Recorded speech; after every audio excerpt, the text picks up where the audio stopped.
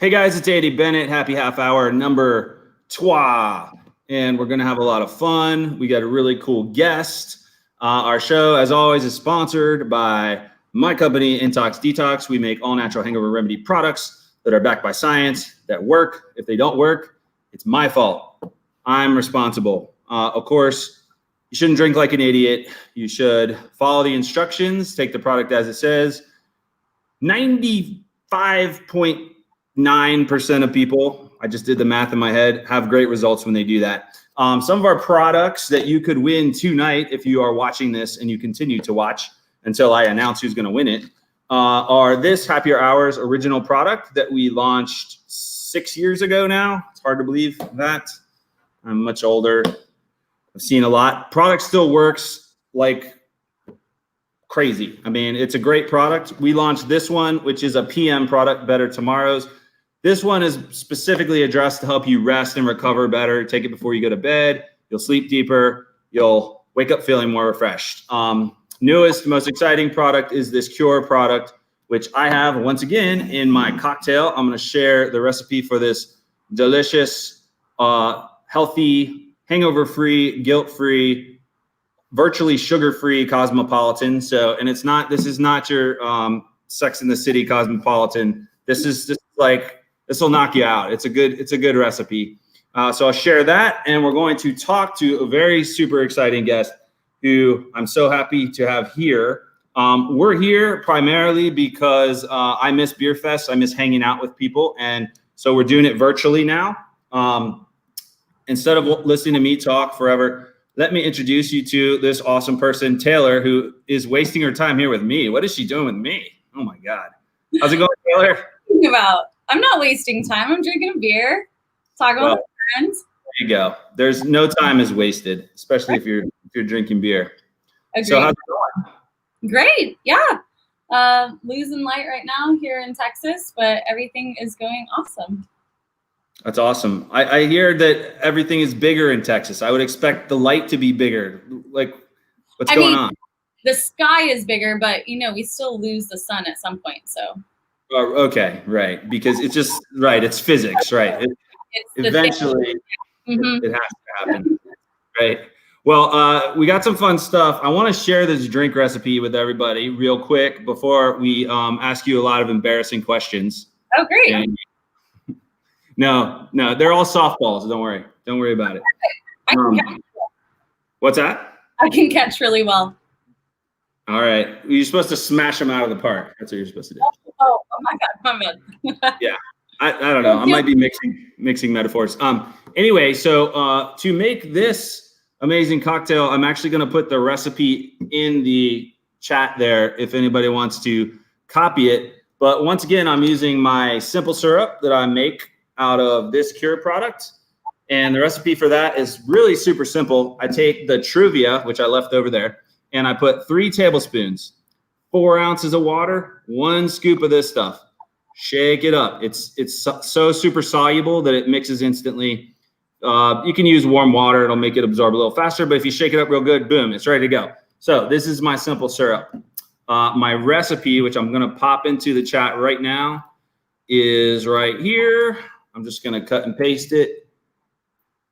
And my warning to you is if you start making this at a party, you will not ever get to leave the bar. It's happened to me. You get stuck behind the bar because they go, by the time the first person you gave one to finishes it, it's like the next person's there. And all of a sudden you're the bartender. So you better put a tip jar out. Sure. There is the recipe. So I use 2 to 3 ounces of vodka. Once again, it depends on my day. It depends on how homeschooling went with my daughter because I might be pulling what's not left of my hair out on certain days. That's when you go with the 3 ounces. You can also make it with gin. I actually like a gin Cosmo, but that's, yeah? Yeah. Awesome. I love gin. Yeah, we're going to be friends for sure. So 2 to 3 ounces of vodka or gin. I always do 1 ounce of organic store-bought lime juice. I just don't like squeezing limes. You should really squeeze them fresh. But ounce of organic lime juice, an ounce of this, the Happy Hour simple syrup. I always like to put a little bit of orange bitters. I just think orange bitters makes everything better. So I do that. It's optional. And then the last thing is this stuff, which is Cheibundi tart cherry. It's anti-inflammatory. It's like as strong as like NSAIDs, like OTC pain medication. So those things will help you because alcohol causes a lot of inflammation. And the more you fight the inflammation, the better you're going to feel. So it's a half ounce of that. Boom, shake it all up. You get this. It's a pretty looking color for something so natural, and it's delicious. It does the job. And that's what I am drinking, and I'm going to drink it I got a toast retailer, and I think this is hilarious. I actually heard this on the radio. So it's not so much of a drinking toast as it's a quote, but it's really funny. So you're much younger than me. I have this incredible feeling. How old are you? Do you want to guess? I would put you at like, you have a very mature look. This is how every guy tries to dodge this question. No, but you have a very mature look, but yet you have a youthful beauty. So no, I would get. What are you? You're like 25. I'm 29. I turned 30 in January. Wow, I was wrong. I mean, but that's a compliment, obviously. I mean, yeah, my mom looks really great for her age too. So that's good. That's good. I did too for like 39 years. I wouldn't have guessed that you were 40. And then the 40 bomb just exploded, and all my hair fell out, and everything just got weird. That's what happens, Taylor. Your body just keeps getting weirder when you get old. That's what I'm waiting for when I turn 30. It's just like everything's gonna go to shit, pretty much. So, here, allow me to lie to you and tell you that it's not. Okay, great. Thank you. Hey, I do that for a friend. I will lie to you and give you, like, instead of a brutal truth, I'll give you a gentle lie. You know what I'm saying? Okay, so this is really funny. This is from David Lee Roth. And he said, I used to jog, but my ice cubes kept falling out of my glass. Isn't that hilarious? Yeah. I like literally almost ran off the road because I was laughing so hard when I heard that on. It could be, I used to jog, but my beer kept sloshing everywhere. It could be that.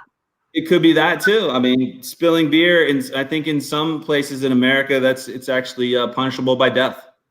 I'm sure it is. I'm sure in Texas it probably is actually. Well, so cheers to David Lee Roth, because that guy's pretty badass. So, and that's a cool quote. All right, let's get down to brass tacks. Oh yeah, tonight I'm giving away this thing. One of these cures. I had a question about that. Does it have a yeah, freezing. Hold on, we're freezing up a little bit. Oh, does go ahead. Have a flavor to it? No, it's the main ingredient in the product is raisin extract. Oh. So it actually the way I would describe it best is it tastes kind of lightly sweet. A little bit like a raisin, but not nearly as sweet as like a grape, as a raisin from a grape. And it has a little bit of like a nutty cinnamon flavor. So pretty much every cocktail, what's that? It sounds amazing for me. I mean, well, this is what I would say. Pretty much every cocktail I put it in, usually people can't taste it, that it's there. And if they can taste it, they usually say like, what is that? Like they're like, wow, that's unique. Like, what is that? Like it's more of a ooh, like that's interesting. Yeah. So for example, my favorite drink, which we did the first one, is old fashioned. Mm-hmm. And so when you combine the bitters with that like kind of cinnamon, nutty, lightly sweet, it just, to me, I think it actually enhances the drink. Cool. And then with drinks that are sweeter, like this one's pretty sweet. You can't taste it at all. I mean, it like the color doesn't change. Right. You put it in a margarita, you're not going to taste it in a margarita at all. I mean, but then another interesting thing is I've done it in like a Bloody Mary, and it's actually good in a Bloody Mary. I just don't add the sugar to the Truvia. So it's just water and the herbal blend. And I'll tell you, I haven't found a drink I can't put it into. I mean, there'll be purists that will say, "Oh, you can't put this and that." It's like, shut up. Like, Those are the same people that tell me I'm not allowed to put, stevia into my cocktails. I'm like, well, you can have all the sugar you want, you fat bastard. Like I am, if I'm going to enjoy like sugar, I'm going to have a piece of cake. I'm not going to waste it on a margarita, but we all have our things, but, so I hope that answers your question, yes. Everybody. I took the whole show to do it. Good night. Yes, it really doesn't have much of a flavor. But I'm going to give this away, and I don't know. I got to see who's on here. This is always a struggle. Comment if you want this thing. That's a good way to go about it. Yeah, that's usually how I do it. I'd probably just give it to Donovan. My friend Donovan is he's a pretty faithful supporter. He was at my kid's soccer game last weekend. That's how good of a friend he is. All the way from Pittsburgh. Unbelievable. I'm totally fucking with you right now.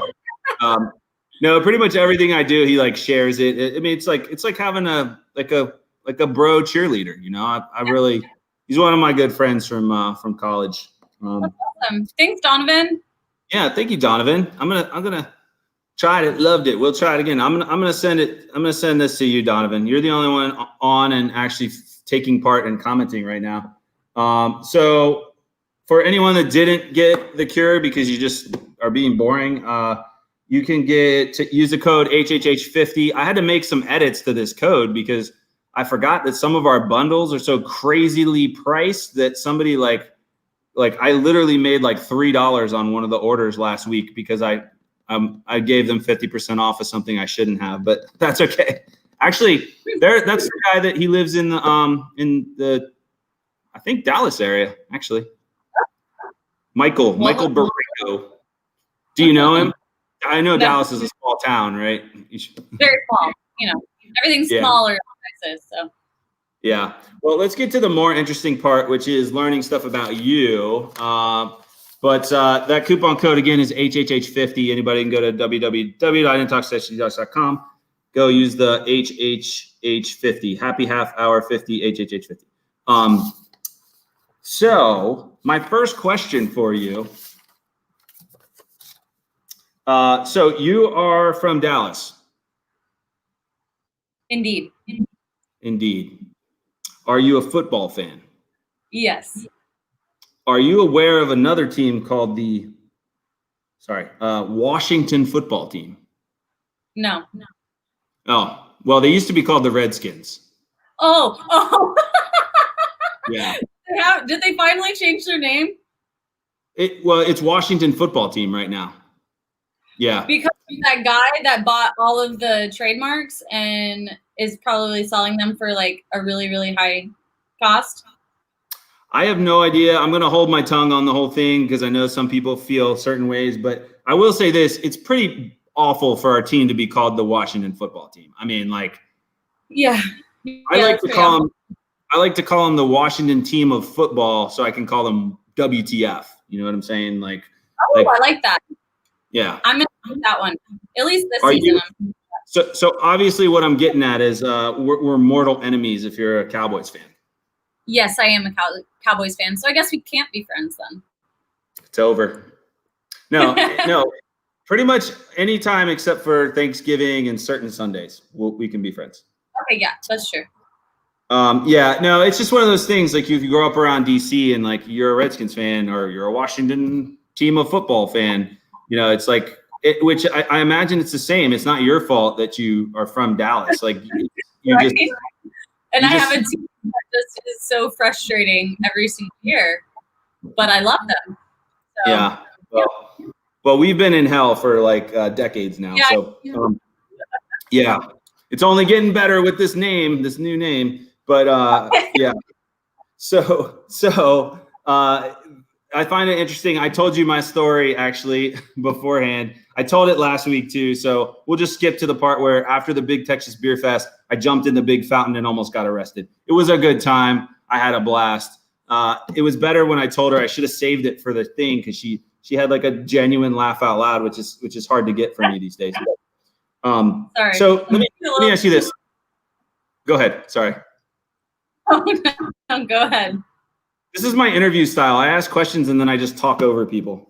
No, I actually genuinely wanted to know like how you got into craft beer, like how that became like a big thing for you. Yeah. There's like 3 stories to this. I will try to make them short. So the first time I ever had like, I don't care. that's my last name, so I feel like that works, right?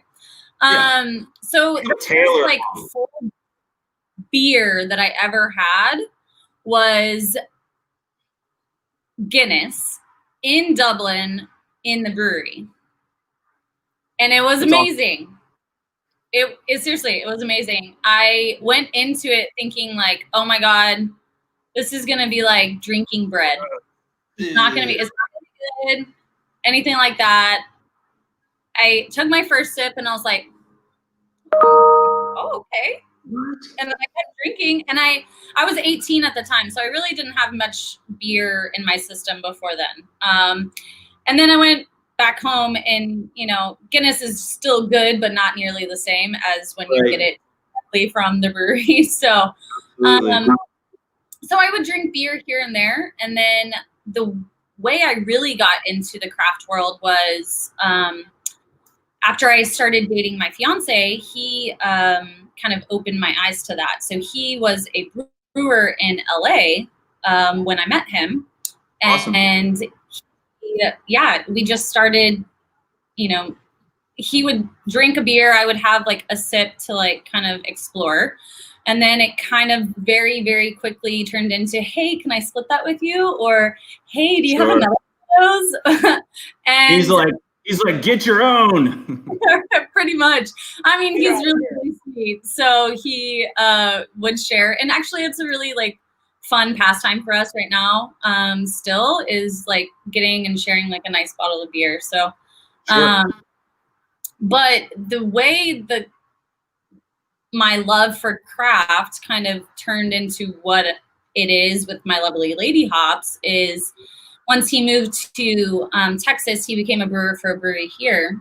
And I got the opportunity through that to meet Jennifer, the bearded lady. Do you know her? Yeah. Mm-hmm. I've seen her. So she's in the area, and I got to meet her, and she kind of became like my idol. And I saw like Andrew, my fiance, he'd been saying things for months like, you should do this. It combines everything you love together. And so after meeting Jennifer and realizing how cool she was and that I could actually do it, I was like, freezing up a little bit there. It's just, so I started My Lovely Lady hops, and it's just been like super awesome. Yeah, and you know what I love about it is like, what's that? Yeah, I got you now. Yeah, you froze up a little bit there. These things happen, but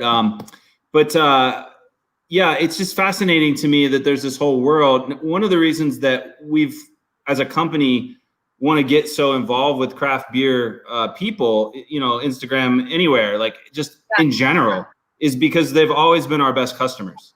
I through starting this company, I became friends with all these brewers and like home brewers, and home brewers are like just fascinating people. I mean, like they like the time. Yeah, they're not only fascinating. I've noticed that the craft community is so strong, and they are so loyal too. Yes. And so, honestly, I was welcomed with open arms, and it was so refreshing and nice. And I just don't think I could ever not be part of this community now. They're very tight knit, and like, I know that pretty much everywhere some of my friends in that community go, it's like they take my stuff, they pass out samples for me, they do, it's like, and they're just genuine. And for one thing, we found that like, we would do everything. We did NASCAR, we did spring break, we did all these different promotional things. And the craft beer people were always not only the friendliest, but like, let's face it, they're the type of people that they do like beer tourism. So like they have disposable income. You know, these are people that are not like, they're not going after just a cheap buzz. You know, it's a enjoyment. It's a lifestyle. You know what I mean? Which I think is actually more of what we want our brand to be about anyway. We don't want to, it's not that we don't sell to college kids, but that's not our thing. We don't want to be like, hey, get shit faced and take our stuff and, you know, maybe you'll be alive tomorrow. No, it's more like, oh, hey, we want to go with our friends and have like 2 or 3 more drinks. We probably shouldn't, but hey, if we take this stuff, then we can feel better than we should, you know? So yeah, right. we found we fit right into that community. And like, for example, the wine drinkers would always tell us, oh, we don't get hangovers because we buy expensive wine. And I'm like, yeah, okay. Like, it's just, there's an elitism. I'm not saying all of them because my parents are, there's an eliteness that does not exist in craft beer.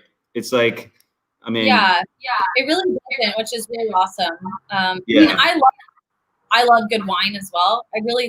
I like all drinks, honestly. But yes, there really is just a different, more laid back approach in the craft world, and it's so much more my lane than the elitism thing. Yeah.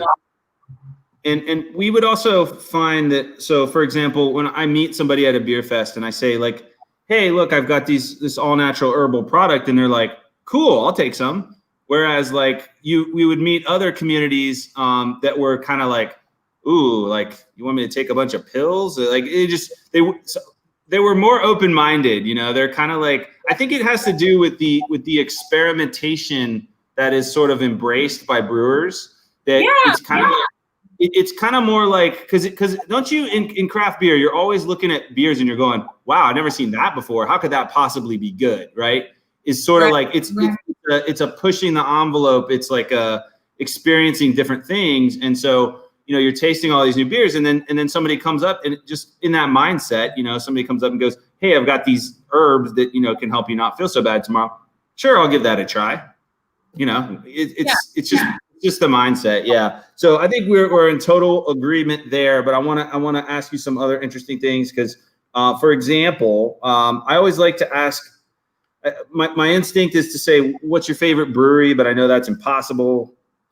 It's more like, you know, what's been some of the most memorable breweries that you've visited, and kind of like why, or like what stuck out to you about anything that, you know, is high on your list?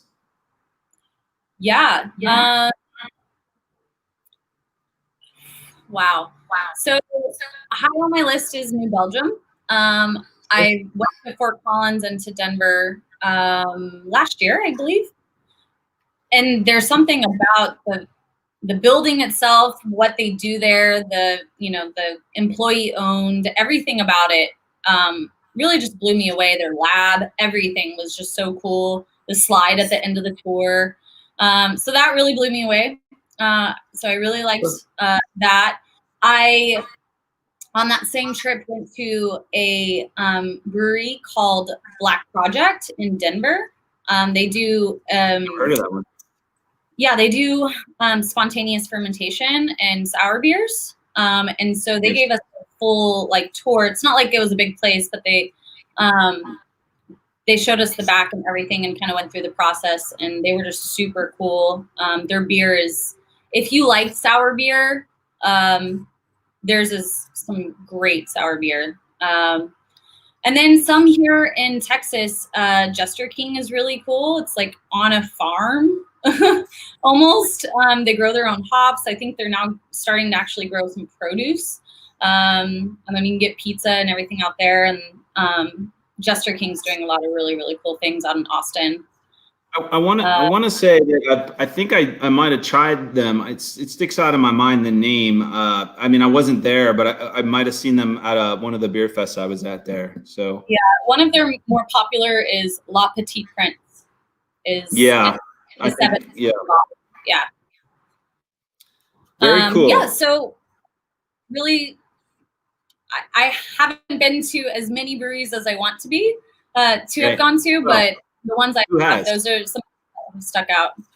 There's so many. I mean, you know, I went to just in the past, was it last year or the year before? I can't remember. I went to what do you call it, in North Carolina, like the new beer mecca.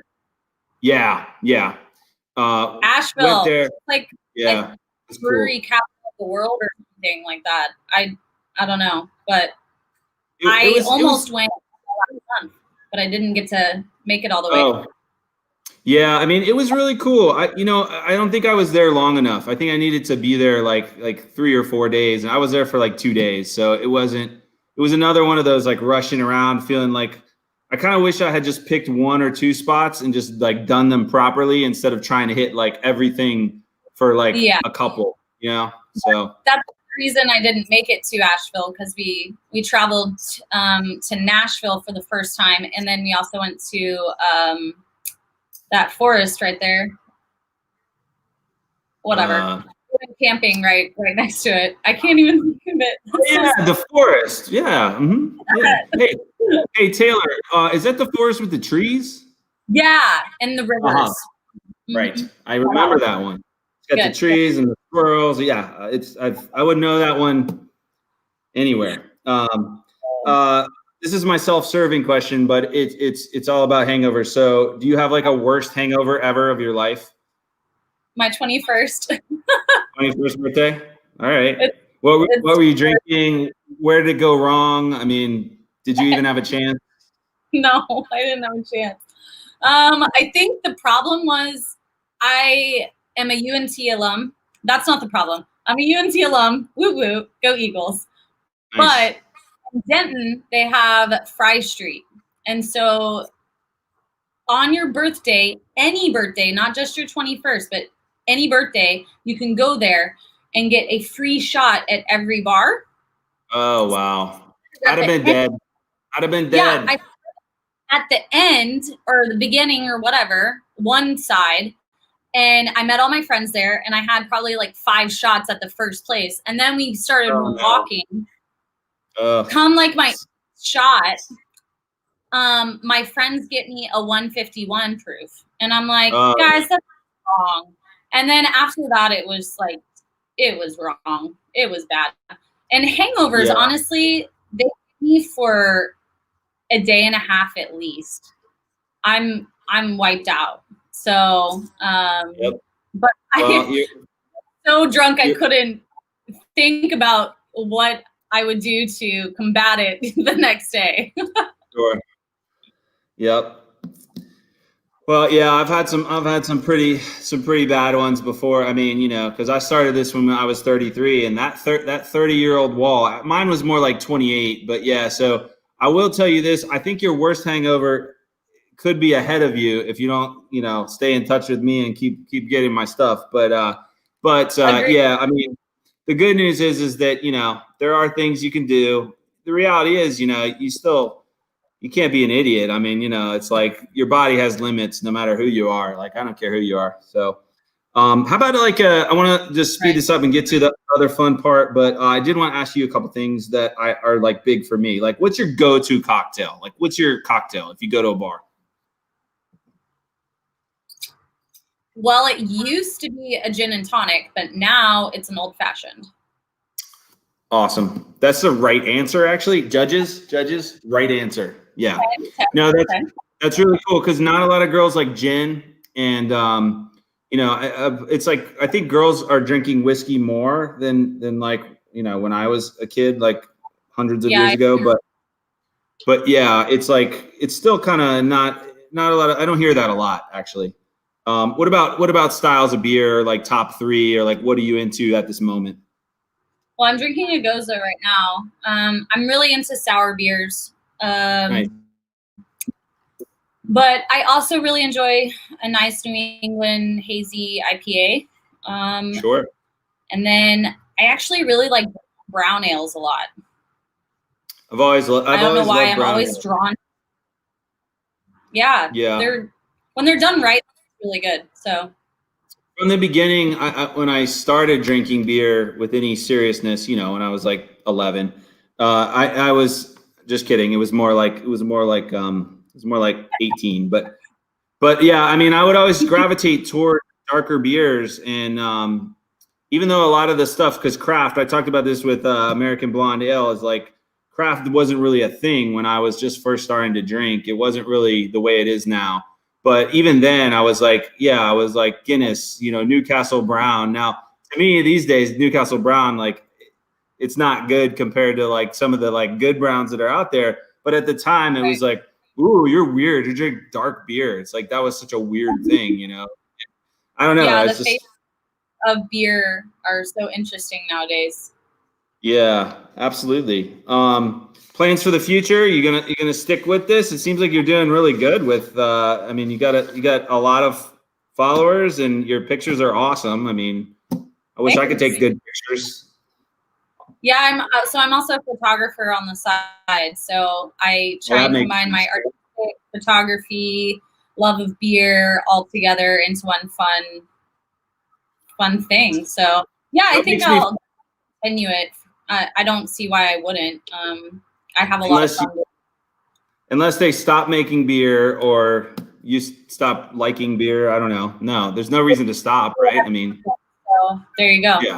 Yeah. Well, I got some fun true or false questions for you.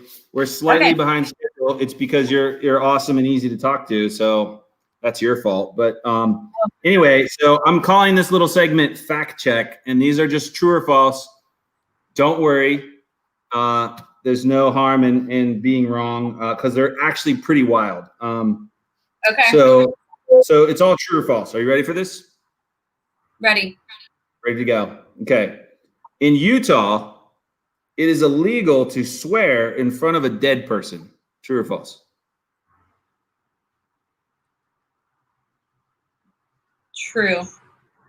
That is fucking true. And there's a dead guy right over here. So I'm not in Utah. I'm in Virginia. They can't arrest me for that here. They can arrest me for pretty much everything else, but not that. That's still a law. Yeah, isn't that weird? It's a law. Yeah. Okay. You can't swear in front of a dead person. I mean, they must not have any Irish wakes in Utah because, man, you want to hear some swearing. I learned some new swear words. My grandmother passed away a couple summers ago, and we did like a true Irish wake. I mean, it was like, she wasn't in the room, but we were. It was, yeah. I learned some new swear words at the age of like 37. But anyway, number 2. True or false, India has a Bill of Rights for cows. True. That is also true. You're doing well. Because they worship cows. Yeah. I've actually been to India. I have not. That's awesome. Yeah. So. Well, it's the Hindus that worship cows, right? But the what are they? The Sikhs are different. They do different things. I think you're right. Yeah. Yeah, my friend was one of my good friends was a Sikh. They had like a little prayer room. Their house always smelled like onions. Great people.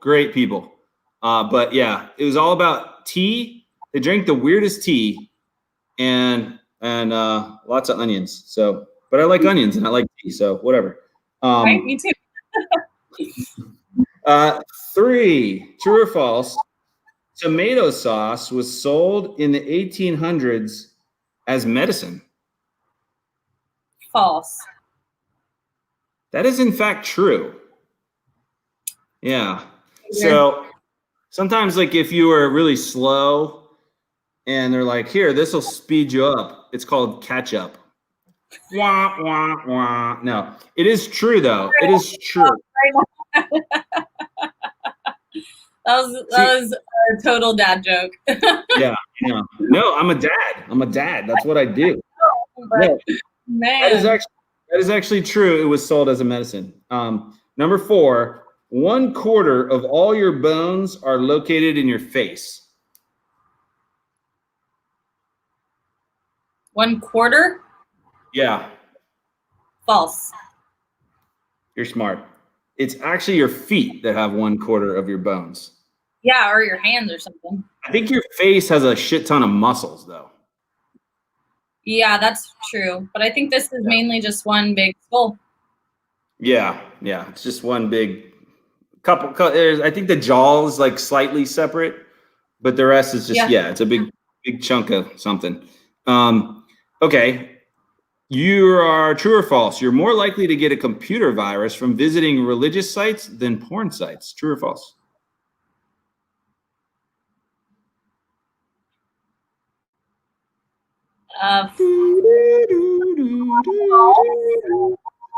It's actually true. Isn't that weird? I mean, I don't know. I was trying to like pull from my own like life, and I'm like, I don't visit either one of those very, very often. So Neither do I. No, right. yeah, that was a little shocking to me. Yeah, I would have thought it would have been, but hey. Okay, this one's pretty funny. In Tennessee, it is illegal to carry ice cream in your back pocket. True or false? I'm gonna say true because Tennessee is really weird. Tennessee is weird, but it's weirder. It's false because it's Kentucky.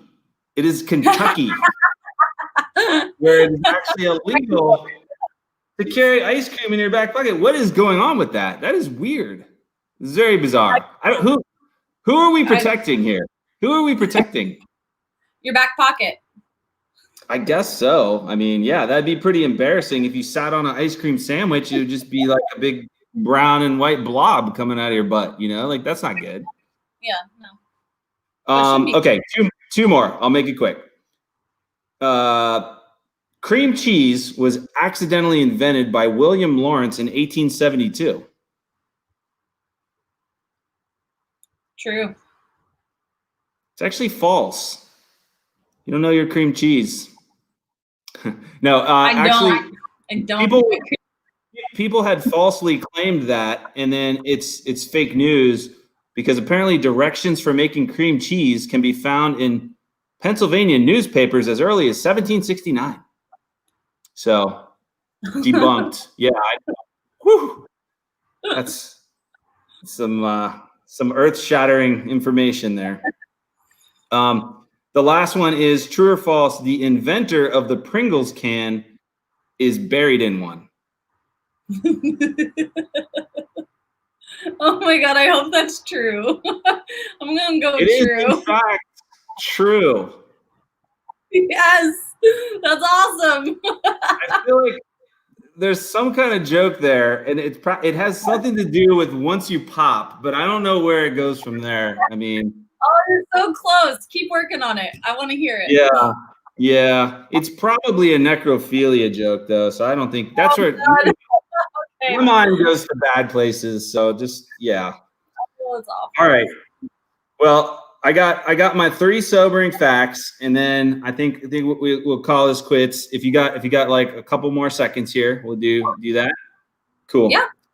Because I always like to do that was fact check, and you did really well. I mean, some of these are just bizarre, but I'm into useless facts. But I got a few more for you, and these are called the sobering facts. The first sobering fact is this. Oral sex was illegal in Canada until 1969. So much going on in my head with that one. Number one, they waited till 69. Come on. I know, that's what I was saying. Is this a true or false? Oh, no, it's not. No, this is true. It's true. These are all true. Oh, my God. In Canada? Yeah. Canada. I think of the Canadians as being like very down to earth, if you know what I'm saying. I feel like they're like the freaks in the sheets, but the lady, that saying? Yeah. Streets, but a freak in the sheets or something like that. I feel like that's Canada. Yes, I think so too. And like that's why I have always wanted to meet a nice Canadian girl. But no, it's a good thing I was born after 1969, if you know what I'm saying. But yeah, just bizarre. That's just a bizarre fact. I mean, until 1969, and come on, they picked that year, and they didn't know that was going to be like a thing. I'm sure the Marquis de Sade wrote about that in 1669 or whenever. I'm bad with that side of history. Okay, this one you'll relate to. This is a fact, so no true or false here. Senosilicophobia is the fear of an empty beer glass. That's what I have. That's what I have. I have Senosilicophobia. Senosilicophobia. That's what I have right now. I have like one sip left. Sorry. You should have backed yourself up. Like, did you see how much drink I was making beforehand when I should have known. I'm sorry. No. It's just I always do that. I'm like, just in case, I might get real thirsty. Okay, last one. According to statistics, 0.7% of the world population is drunk right now, an estimated 60 million people. So I guess on average, at any given time, 0.7% of the population are drunk. Honestly, I feel like that's low. I feel like it's real low. I feel like that's a pre-COVID number. You know what I'm saying? Because I think yeah, I know exactly. Now, it's got to be like triple or maybe even 10 times that. Yeah, I would think so because there's so many. Yeah, no, that can't be right. It's not right anymore. Yeah, I mean, I know. Like, yeah, it's got to be more like I don't know. I feel like 1%. I feel like if I just surveyed the street I live on, it would be like 50%. So right. This is one of those neighborhoods where everyone kind of, hangs out together and like stumbles around. It's a cool neighborhood, but yeah. So look, it was awesome to have you on here. Thanks, Andy. I appreciate it. It was awesome getting to know you a little bit better. Yeah. I think we should definitely do it again. What I would like to do is next time get like sort of a round table. So once I have like, like I got American Blonde, I got you, I got a couple other ones, Instagrammers and other interesting people. And then maybe we just get like a little group of people powwow, That'd be fun. We should do it. Yeah. And I think it's more dynamic that way. So it's a lot more fun. I like the one-on-one is good. It's good, but it's also nice to have like a couple other people to hang out and kind of bring different perspective or something like that. Well, very awesome. Thank you very much. I'm just reminding everybody that the code for the discount is HHH50, 50% off. I think that's good until Saturday night at like whatever, midnight. So I got one more toast to close us out, and our toast with your like last tiny sip of Senosilicophobia beer is this. May we get what we want, what we need, and never what we deserve. So cheers. Thanks, Taylor, and thank you guys for watching and popping on. Thanks, Donovan. Get in touch. I'll send you that cure bottle, and we'll see everybody soon. Thanks again, Taylor. You're awesome. Thanks, Andy. Have a good night. You too. Bye.